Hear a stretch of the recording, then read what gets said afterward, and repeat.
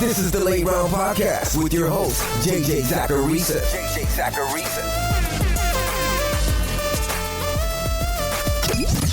What's up, everyone? It's JJ Zacharisa, the editor-in-chief over at numberfire.com, and this is episode 153 of the Late Round Podcast, one of the many shows that are part of the Number Fire Podcast Network. Thanks for tuning in. As I said last week, when I approach my fantasy football drafts, I'm open to drafting a variety of players, because I know I'm going to be wrong a lot, and because I know plenty of players are fantasy relevant, there's just no need to be locked into 8 or 9 guys that I absolutely, positively have to select in each draft. There are players that I see as values given their average draft position, but I still draft players who I think are just fairly priced. Really, instead of thinking about who you want to target in each draft, I think the most important thing to note when you're drafting are the handful of players that you might avoid. Every player is worthwhile at some cost, but we know that most players are drafted around their ADP, and as a result, we can pinpoint guys that we want to avoid.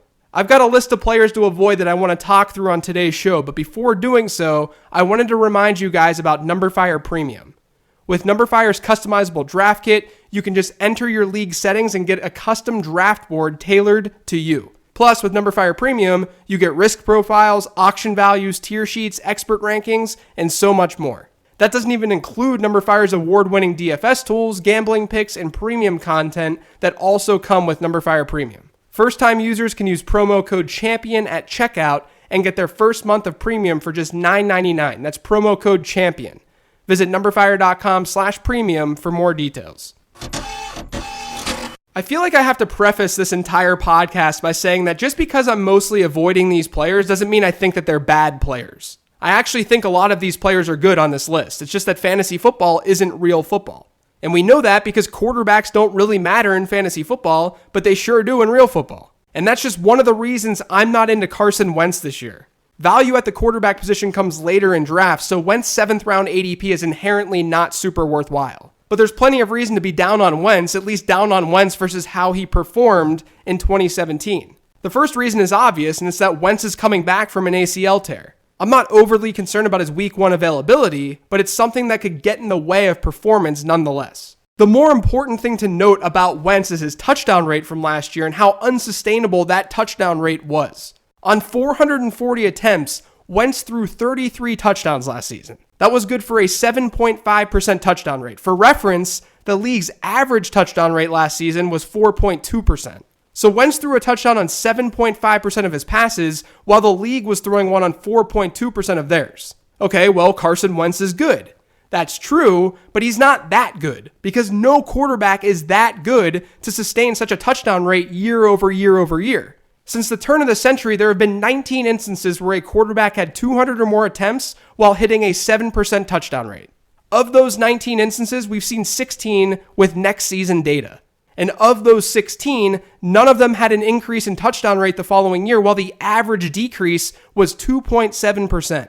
I don't expect Wentz to be some ordinary fantasy asset at quarterback next season, but I do think his QB6 price tag is really unnecessary. There will be passing touchdown regression, and he's coming off a big injury. At a position that's replaceable in fantasy football, it's just not worth it, even if he has an MVP-like ceiling.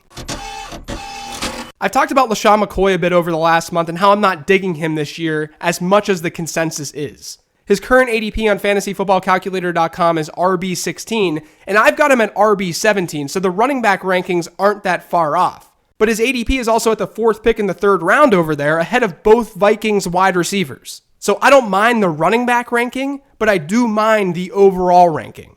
And it's for a handful of reasons.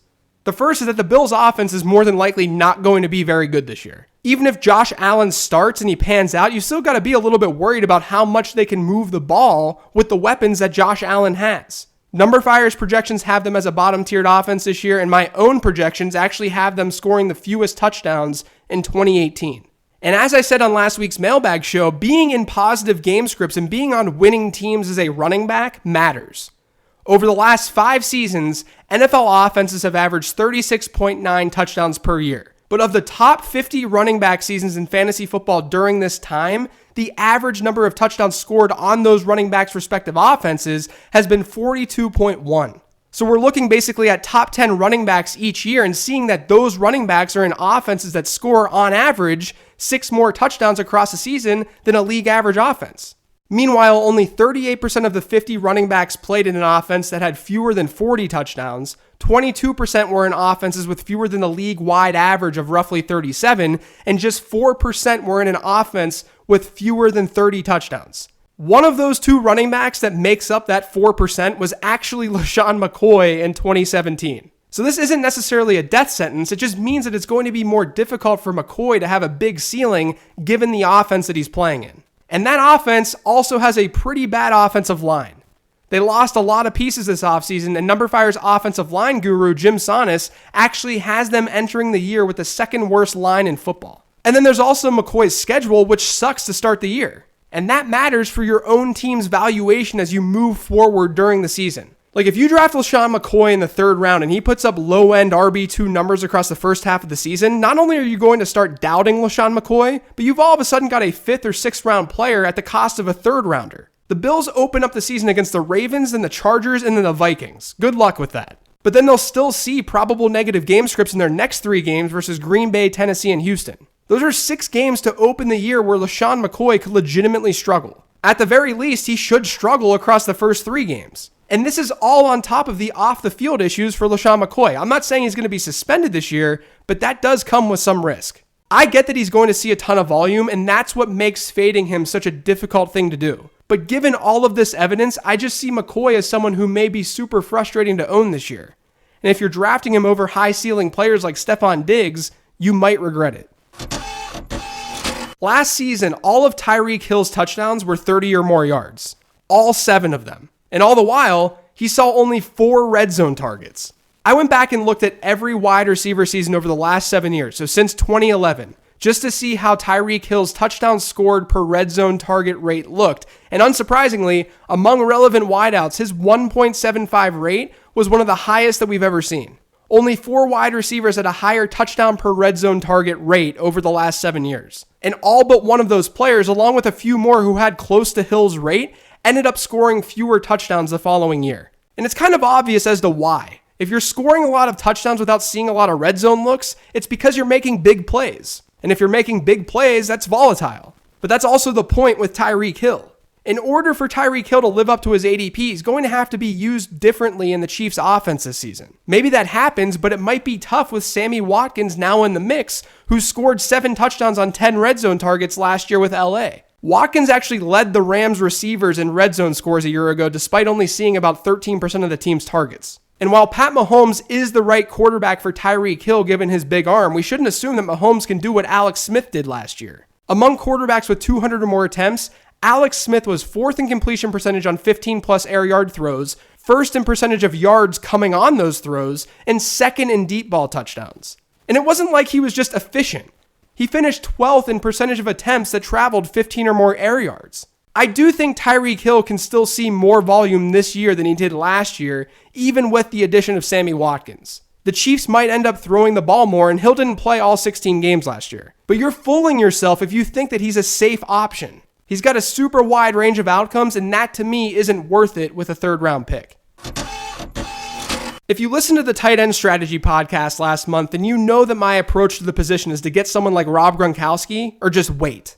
Don't get middle round tight ends because they generally don't produce any better than the tight end 11 or the tight end 12. That alone makes Greg Olsen kind of a questionable 5th round selection. But my goodness, you guys, so does his recent history. Olsen was off the injury report for just 6 of his regular season games last year, but even still, the dude had fewer than 200 receiving yards last year. And 116 of those yards came in a single game. He averaged like 33 yards per game, you guys. He finished the season with a yards per route run rate, which is courtesy of Pro Football Focus, of 1.06, which was by far his worst rate in recent memory. He had a 1.95 rate in 2016 and a 2.17 rate in 2015.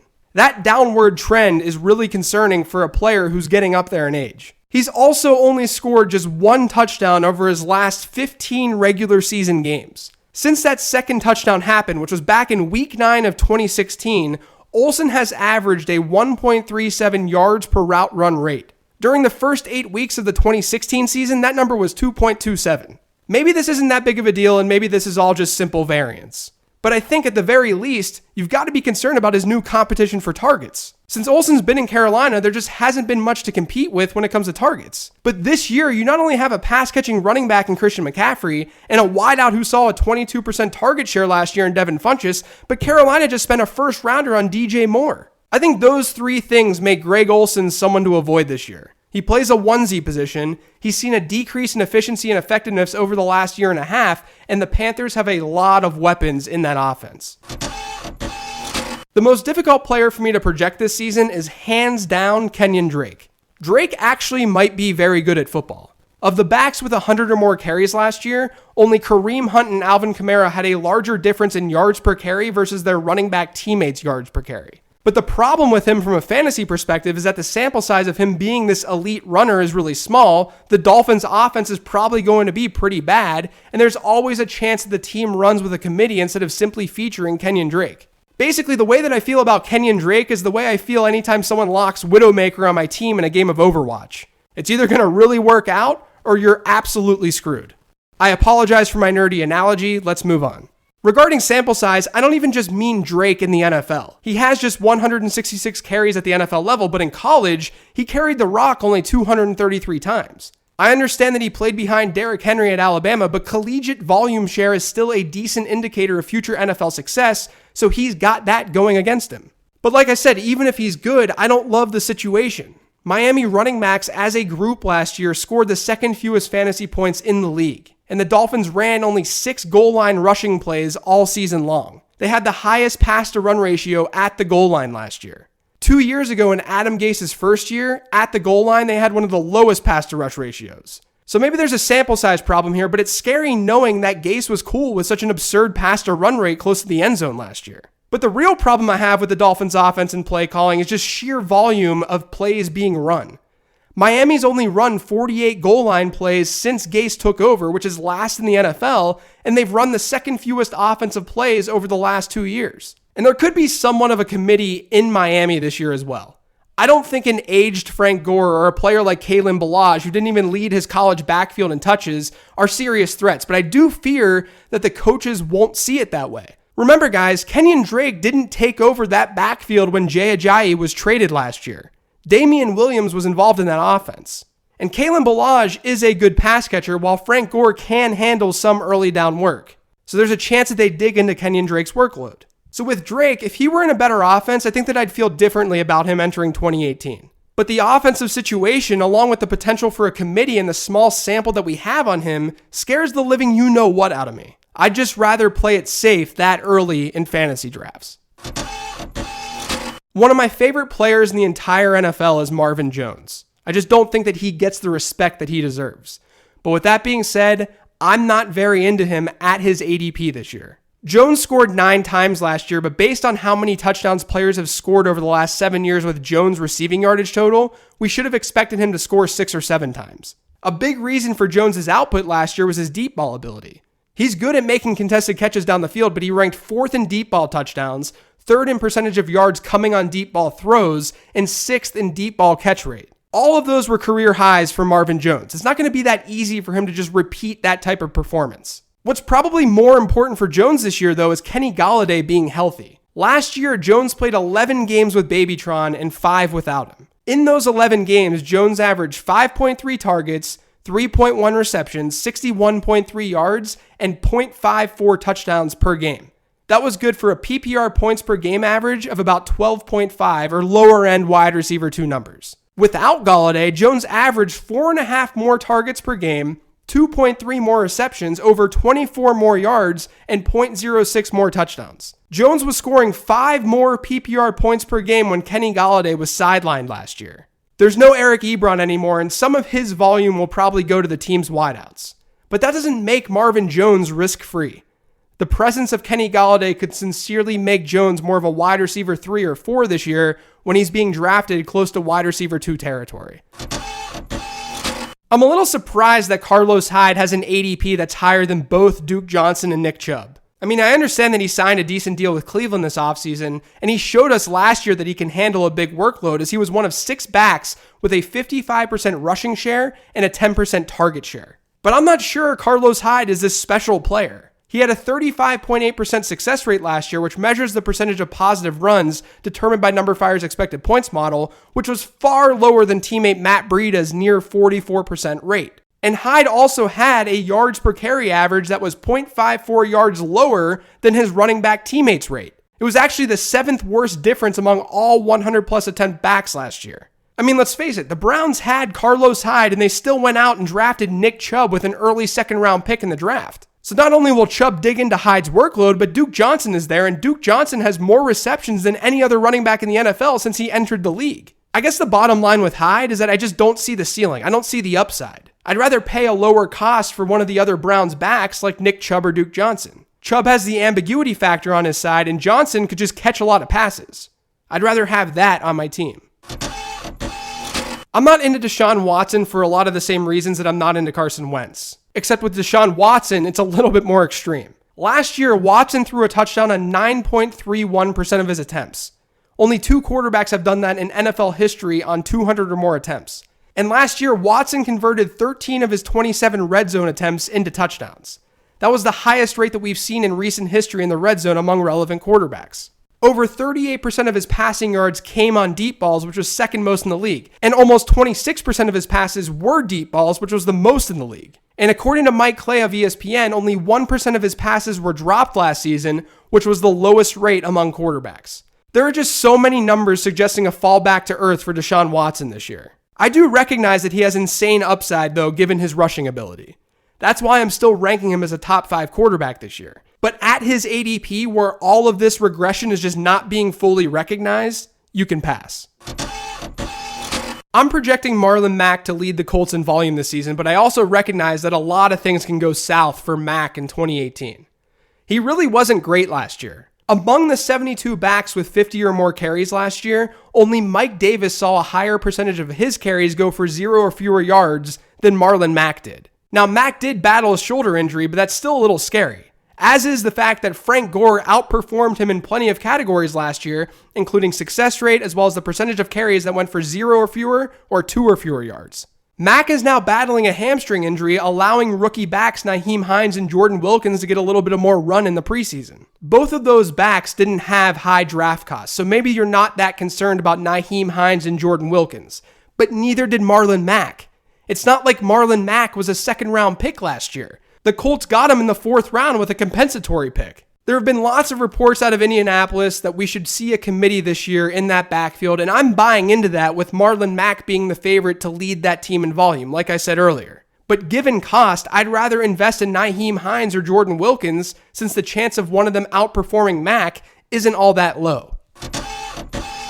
I did an article and a podcast this offseason on running backs who performed like studs in college, and in it, I said the following about Ronald Jones. Ronald Jones has had some of the best success on the ground in this class, and he'll more than likely be an early-ish round pick in this year's draft. But he only caught 14 passes last year, tallying just 32 in his 3 seasons at Southern California. His 4.21% reception share in 2017 is one of the lowest in the class, and while that's no death sentence, it should be noted that none of the backs in the NFL sample had that poor of a mark during their final collegiate seasons. When I tell you that Jones is evidently struggling as a pass protector and pass catcher in training camp, I'm not saying that to pat myself on the back. I'm saying it because college production matters, and college production can at least give us a glimpse as to what players can and can't do. Back in March and April when I was doing this prospecting work, some listeners did note that Ronald Jones just wasn't utilized enough as a pass-catching running back. Okay, that's fine, but that still doesn't tell us confidently that Jones can be a pass catcher. He may fit this Jamal Charles-like mold given his size and speed, but if he can't pass catch, that's going to ruin his fantasy football value. Peyton Barber ended up starting in Tampa Bay's first preseason game, and I absolutely expect Peyton Barber to see a lot of work to start the year in that offense. I think the Bucs are going to split that backfield up. But then I'm also really concerned about the team's first 3 weeks where they'll face the Saints, Eagles, and Steelers. Those are 3 Super Bowl contenders, and even if the Bucs had Jameis Winston, they would probably struggle to compete in those games. So if they see negative game scripts over those first 3 games, Ronald Jones won't be on the field much given his lack of pass protection and pass catching ability that he's shown thus far. I just think Jones projects to be a player who might emerge late in the season if he does it all. And that's not the type of fantasy asset that I want on my roster. So if you guys didn't know, the 10 players that I just highlighted were actually all in an article that I wrote on NumberFire last week. I wanted to provide context for why I'm avoiding those particular players, but I also think it's worthwhile to let you guys know about a player who I didn't write up, but was about to. So it's another player that I'm more than likely going to avoid this year, and that's Brandon Cooks. It really just comes down to the fact that I worry about the potential for flat target distribution in LA. And we know they want to be a fairly run-heavy, balanced team. Cooks has never seen a large target share in his offenses over the years. He's actually never seen a target share north of 20%. So if that type of trend continues in an offense that doesn't throw the ball a lot, I'm fearful as to how much volume he'll actually see. I'd just rather target Cooper Kupp or Bobby Woods a few rounds later than getting Brandon Cooks at the 4-5 turn. But that'll be it for today's Players to Avoid show. Thanks again for listening, you guys. If you've got to subscribe to the Late Round Podcast, make sure you are by searching for it on iTunes, Google Play, SoundCloud, TuneIn, and Stitcher. If you've got a question for this week's mailbag show that will drop on Friday, hit me up via Twitter at LateRoundQB or email me at jj@numberfire.com. Thanks, everyone. I'll talk to you then.